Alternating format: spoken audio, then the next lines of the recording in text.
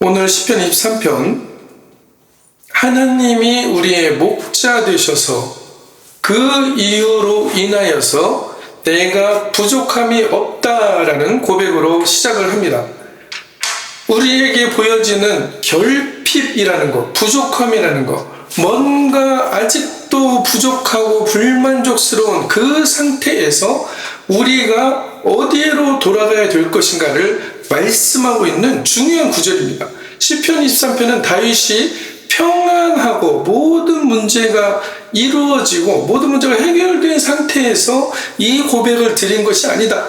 다윗에게 가장 어려운 상황, 사망의 음침한 골짜기로 다니는 것 같은 그 상황에서 그가 무엇을 보았느냐? 모든 결핍이 나에게만 일어나는 것 같은 그 상황에서, 모든 부족함이 나에게만 일어나는 것 같은 그 상황에서 다윗이 바라본 것은 무엇이냐? 내가 부족함이 없는 이미 이루어진 하나님이 주신 복의 상태를 발견했다. 왜? 주의 지팡이와 막대기가 나를 안위하고 계심을 그가 바라보았고 그것을 실제로 신뢰하였고 그 신뢰함이 그의 지금 살아가고 있는 그 현실에 그대로 드러나고 있음을 그는 분명하게 보았다는 것을 얘기합니다. 이것은 그냥 자기 기만적인 확신을 얘기하는 것이 아니에요. 잘 될 거야, 잘 될 거야를 얘기하는 것이 아닙니다. 하나님이 이 천지를 창조하시고 이 세상을 지으신 그 상태를 알아차렸다, 발견했다는 것입니다.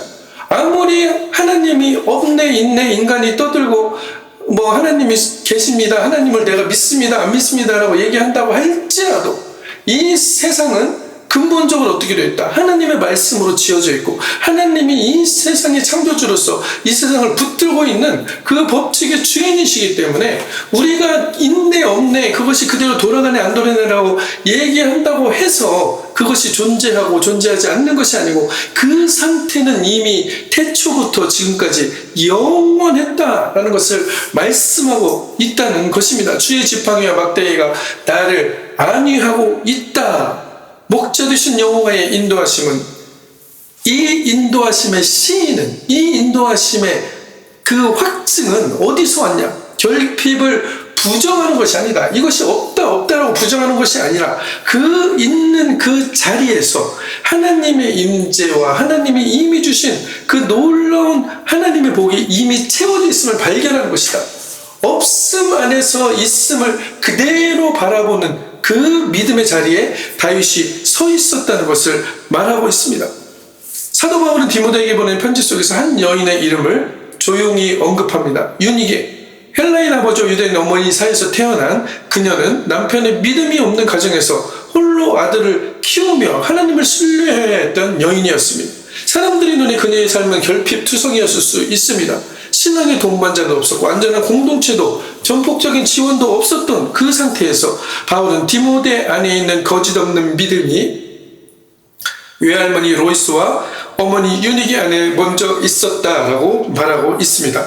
그 믿음은 유니게가 무언가를 이뤄낸 결과물이 아니다. 그녀가 무엇을 해낸 결과물이 아니고 이미 그녀 안에 심겨져 있던 하나님의 실제였다는 것을 얘기하고 있습니다. 유니게는 부족한 환경 속에서 믿음을 만들어낸 것이 아니고 이미 존재하고 있는 하나님의 그 말씀의 법칙 안에 그 믿음을 매일의 삶 속에서 발견하고 나의 가족들에게, 나의 사람들에게 흘려보내던 사람이었다. 그것이 디모데에게까지 전해지고 놀라운 하나님의 복음 전함의 일꾼으로 쓰이는 디모데에게까지 그 믿음이 흘러갔다는 것을 말하고 있습니다. 그녀의 결핍처럼 보이는 그 자리에서 하나님은 이미 모든 가능성을 심어두었다는 것을 말씀하고 있습니다. 씨앗이 진흙에 묻히는 것이, 씨앗이 흙 속에 들어가는 것을 두려워하지 않는다. 왜? 씨앗은 내가 흙 속에 묻힘으로 인해서 그 속에서 어떤 일이 일어나?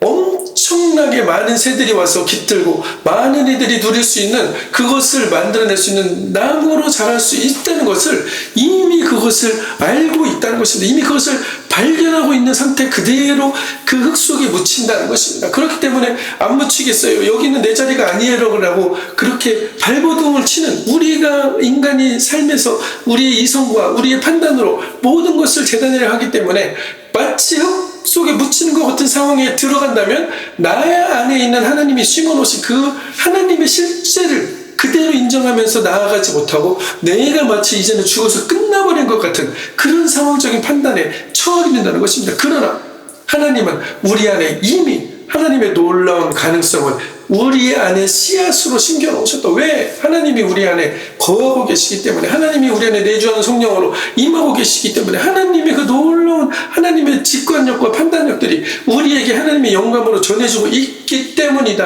라고 말씀하고 있습니다. 나의 판단과 나의 능력들과 나의 힘으로 하는 것들을 조금만 덜어내게 되어질 때, 하나님께 그 공간을 내어드릴 때 그 틈 사이를 비추고 무엇이 들어온다? 하나님의 빛이 들어온다 라고 성서는 분명하게 증언하고 있습니다. 이것을 발견한 사람이 누구냐? 다윗이었다. 내가 사망의 음침한 골짜기를 다닐지라도 나에게 해될 것을 두려워하지 않는다. 왜? 주께서 나와 함께 하십니다. 주님의 지팡이와 막대기가 나를 안위하고 계시는 것을 이미 내가 그것을 보았다는 것을 얘기한다는 것입니다. 믿습니다, 믿습니다의 차원이 아니라는 것이에요. 내가 믿는다고 믿어지는 것이 아니고, 내가 믿어진다고 그 상태가 바뀌는 것이 아니고, 그 상태는 이미 존재하고 있다. 이미 하나님의 놀라운 법칙 안에서, 말씀 안에서, 하나님의 놀라운 능력 안에서 이미 그것은 우리에게 주어져 있다는 것을 말하고 있습니다. 그것을 침노하는 자로서, 하나님의 천국을 침노한 자로서 그것을 선택하고 취하라고 말씀하고 있는 것이에요. 믿음은 인간이 무엇에서 만들어낸 성취가 아니고 하나님께서 이미 견고히 세워두신 은혜의 질서 안에서 반결되는 실제가 되어진다라고 성서는 주장하고 있는 것입니다. 창세기 22장 13절 14절 아브라함이 눈을 들어 살펴본 즉 한 숫양이 뒤에 있는데 뿔이 숫풀에 걸려있는지라. 이에 아브라함이 가서 그 숫양을 가져다가 아들을 대신하여 번제로 드렸더라. 아브라함이 그 땅 이름을 여호와 이레라 하였으므로 오늘까지 사람들이 이르기를 여호와의 산에서 준비되리라 하더라. 모리아산의 사건에서 결정적인 것은 숫양이 나타난 시점이 아니다. 그 숫양이 이미 숫풀에 매여 있었다는 사실입니다.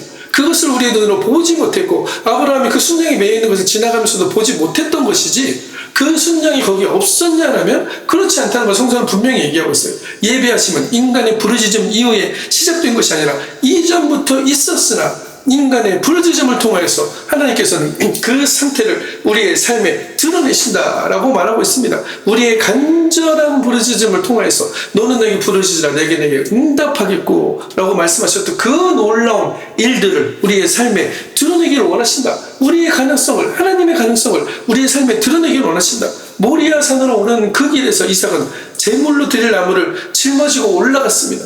그는 물었죠. 번제하러 어린 양이 어디 있습니까? 아브라함의 대답은 확신을 하기보다는 고백에 가까웠습니다. 하나님을 자기를 위하여 친히 준비하시리라. 하나님의 예물을 하나님이 본인을 위하여 친히 준비하신다라고 말씀하고 있다는 것입니다. 이삭이 결박당해서 제단 위에 눕혀지는 그 순간까지 눈에 보이는 그 어떤 체험도 준비되음도 보이지 않았다. 그 현실은 오직 결핍과 두려움과 죽음 앞에 서 있는 그의 모습뿐이었다는 것입니다. 그러나 그 순간에 바로 이미라는 단어가 중요합니다. 이 단어를 주목하시기 바랍니다. 이미 숲풀에 걸려있던 숫양이 나타났다라고 성서는 말하고 있습니다.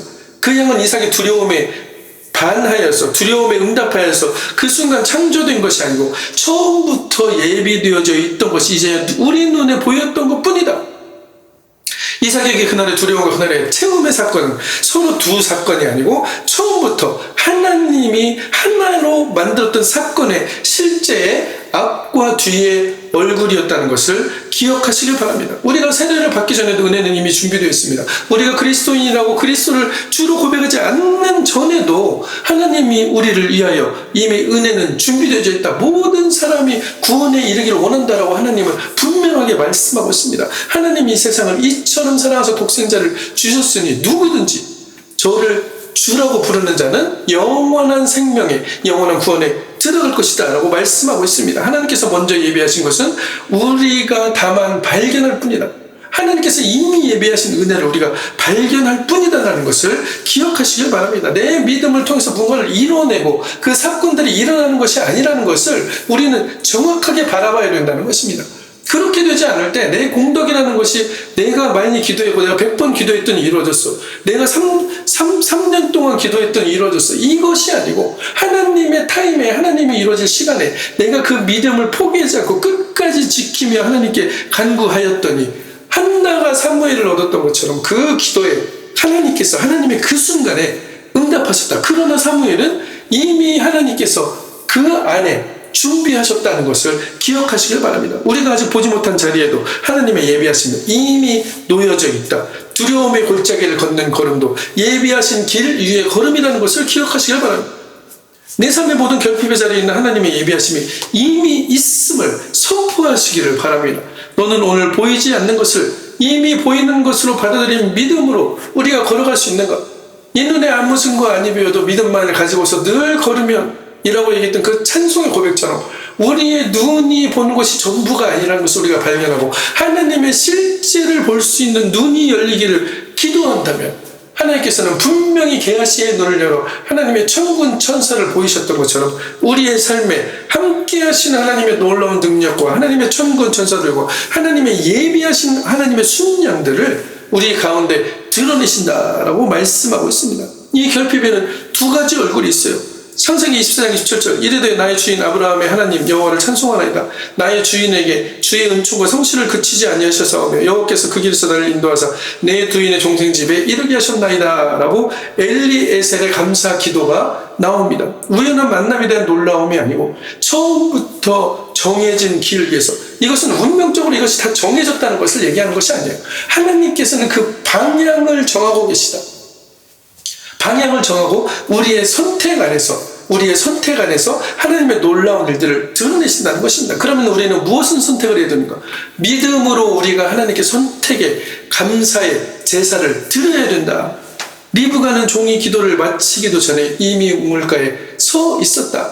하나님께서 로봇같이 리브가를 글로 보내가지고 거기 서 있게 하고 그것을 다 맞춰가지고 이미 운명되어져서 너희들이 아무것도 하지 않아도 내가 다 이루어줄게라는 것을 말하는 것이 아니고 하나님께서는 우리의 선택과 우리의 기도를 통하여서 하나님의 방향성 안에서 하나님의 길 위에서 우리가 모든 것을 이루어갈 수 있게 하신다라고 말씀하고 있다는 것입니다. 하나님의 언약은 사람의 요청보다 앞서 이미 존재한다. 그러나 그 요청, 그것을 끌어내는 것은 무엇이다? 하나님의 놀라운 기적 역사를 끌어내는 건 무엇이다? 인간의 선택과 인간의 기도가 그 위에 함께 요청되어질 때 하나님께서는 기뻐하고 즐거워하며 정말로 탕자가 자기 집에 돌아오는 것 같은 그 기쁨으로 달려나가서 그를 끌어안고 그의 소원을 이루신다라고 말씀하고 있는 것입니다. 우리의 기도는 없는 것을 만들어달라는 차원의 청원이나 요청이 아니고 어떤 것을 구하고 쫓아다니는 것이 아니고 이미 있는 것을 그대로 드러내 달라고 하는 하나님께 대한 요청이다라고 말하고 있습니다. 이거는 하이델베르크 요리문답에서도 그대로 드러나고 있는 그 말씀이에요. 나는 체험을 기다리는 자리에서 조급함으로 스스로 만들어내려고 하는 그 자리에 있는가? 아니면 정말로 이미 주어진 체험을 확장하고 내 몸과 내 정신과 내 영으로 모든 믿음을 하나님께 정렬하여서 그 자리에서 감사와 기쁨으로 걸어가며 하나님의 드러나심을 바라보며 기대하며 희망하며 살아가는가? 나는 오늘 스스로 채우려는 손을 내려놓고 이미 예비하신 하나님의 놀라운 복들을 붙잡는 자로 살아가겠습니다 라고 선포하시기를 바랍니다. 사무엘상 3장 19절 사무엘이 자라매 여호와께서 그와 함께 계셔서 그의 말이 하나도 땅에 떨어지지 않게 하시니 사무엘의 말이 땅에 떨어지지 않았다는 것은 그의 언변의 탁월함이 아니고 그의 삶이 여호와와 어긋남 없이 하나로 움직였다는 것을 얘기하고 있습니다. 그의 삶이 온전히 여호와께 정렬되어 있었다. 여호와와 함께 공명되며 살아가고 있었다. 하나님의 모든 주파수를 그대로 내가 수용할 수 있는 나를 계속적으로 덜어내고 하나님의 그 뜻들이 그대로 내 안에 드러나기를 소망하는 그 마음의 상태로 살아가고 있었다.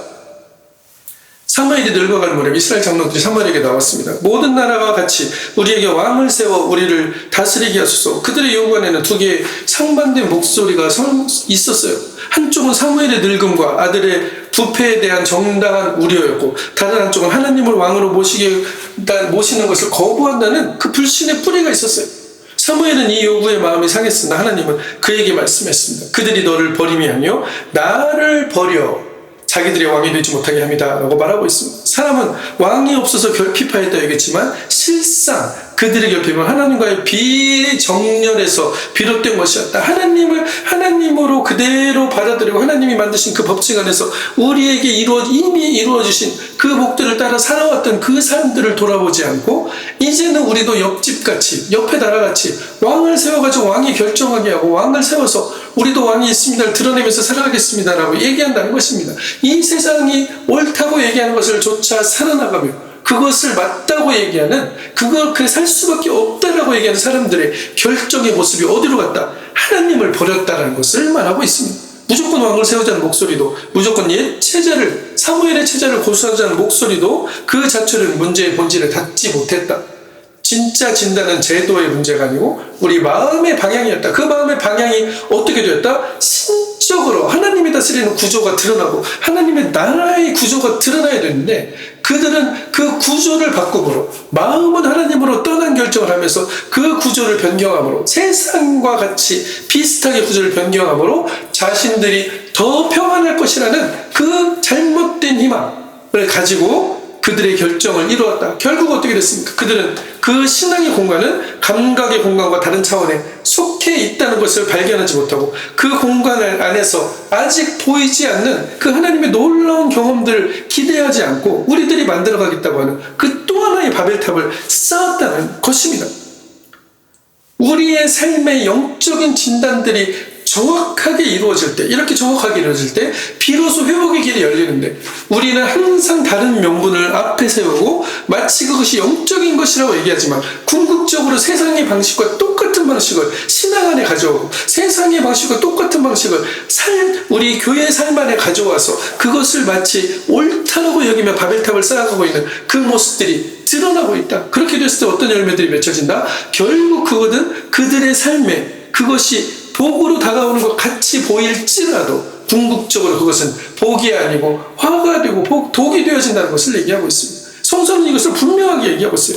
오늘날 우리의 결핍의 뿌리를 정직하게 하나님의 앞에 내어놓고 우리가 만들어내는 제도가 아니고 우리의 마음의 방향을 변화시키고 우리가 회심할 때 하나님께 계속적으로 붙들어 있겠습니다. 하나님과 정렬된 자로 살아가겠습니다. 하나님께 그 믿음의 온전한 자리에서 하나님과 함께 공명하는 자가 되겠습니다는 그 마음을 잃지 않을 때 우리의 삶에 하나님의 새로운 구조가 드러나게 된다라고 말씀하고 있는 것입니다. 우리의 삶 가운데 이러한 놀라운 기적의 능력들을 선포하며 결단하며 살아가는, 이 세상을 따르지 않고 세상이 감당치 못하는 그 삶을 살아가는 우리가 되기를 바랍니다.